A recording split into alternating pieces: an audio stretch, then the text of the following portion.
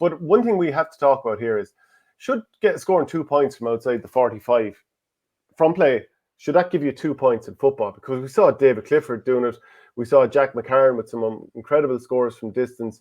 We saw, I think, Brendan Rodgers had a couple from distance as well. There's other players as well that can score from really far out.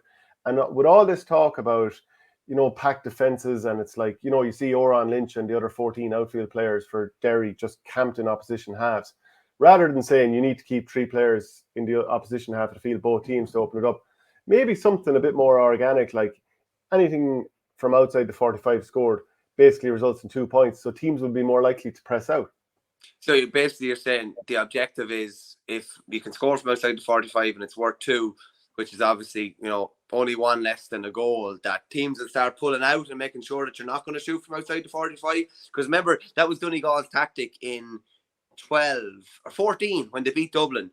Remember Conley hit like 4 from outside the 45. I think Paul Flynn might have as well. But they were kind of happy to let them do that. And that said, McGuinness said after that, they might do it on this occasion or that occasion, but over time, the percentages are kind of in our favour. It's an amazing skill to be able to do that. And even if the ball drops short, it's probably dangerous in around the square. There's a couple of things I think need to happen in football. Number one, the attacking mark definitely needs to go. And something like this, I think you're drawing a couple of people away from the D anyway, and drawing people away from maybe having that packed defence, and you're maybe going to coach long distance kicking a good bit more, and having a couple of maybe 2 to 3 players with that in their armoury. So I definitely think, listen, we seem to be trialing everything at the moment. I think you could trial a lot worse than that. Well, put it this way, would Colin Corkery be picked by Cork these days? Because obviously he was a burly sort of man. And these days, everyone needs to be able to run up and down constantly. Would Colin Corkery be picked in modern day football? Probably not, no, realistically. But now all of a sudden, would players who aren't just units and machines be picked because they're like, well, do you know what? We can sort of drop him into the pocket, pop it over from the 45. The opposition has to go to him. So we've got that skilled player back in. But also, even if the ball doesn't get to them, they're going to be drawing players away from packed defences. So that might help. I'd love to get people's opinions on this. It's only something we've kind of been discussing this morning, but it's certainly an option. Like in hurling, the idea of 2 points for a sideline is ridiculous. Yeah. It's absolutely ridiculous because you've got somebody stationary. They're able to practice it over and over and over under no pressure, as in under no physical pressure from an opposition. Cut it over and it's worth 2 points, whereas you could knock one over the bar under pressure from 3 or 4 players off the stick after running for 60 yards and it's still only worth 1. That's ludicrous. Just like if anyone said, 4 points for a goal in either code, you're just encouraging teams to sit back even further and say we are not conceding a goal. That's the reason teams sit back.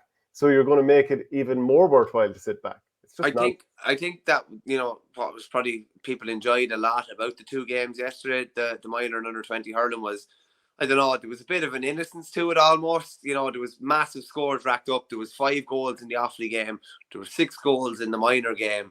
There were plenty of tactics on show on that, but it was loose enough in some respects as well, and plenty like mistakes made and kind of open enough defences at different times.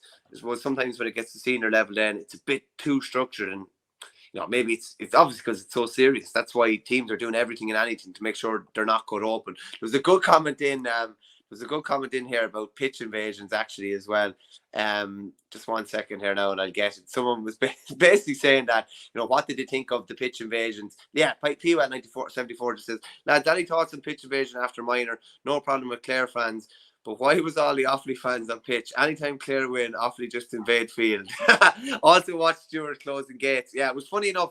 There were Offaly people on the terrace that once the pitch invasion started, they tried to get from the terrace to the stand, basically to take a seat. So we'd always be looking for a good deal in Offaly. So if you got a terrace ticket for a couple of quid cheaper than a stand ticket and you saw an opportunity, you'd be baiting your way over towards the stand. But it was amazing. 30 minutes before throw-in of the under-20 game, the pitch was covered in people. In fairness, 7 or 8 minutes later, it was completely cleared, even though the game was delayed 10 minutes, which probably wouldn't have been any harm for a lot of Offaly supporters, because I believe there was log jams in Roscrea, Templemore, the whole way across. Even my parents had to go through Bursley. I told them to keep the windows up and don't stop, don't do anything in there. Just get out of there as quick as possible. I'd stop off in the Bush and Briar Cafe, which is a lovely spot in Bursley. I'm telling you, you could stop in an awful lot worse places than Bursley.